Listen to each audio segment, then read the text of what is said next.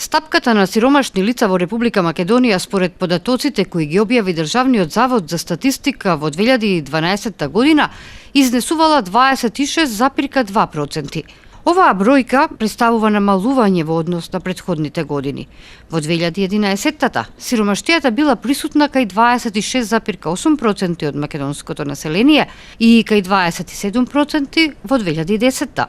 Според објавените податоци, бројот на лица кои живееле под прагот на сиромаштија во 2012 година изнесувал околу 540.000.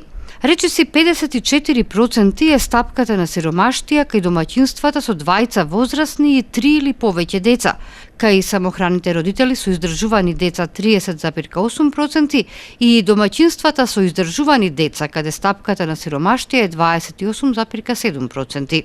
Сиромаштијата кај вработените лица изнесува 11%, кај невработените 46,5%, кај пензионерите 14%, а сиромашни биле и 33% од неактивните лица.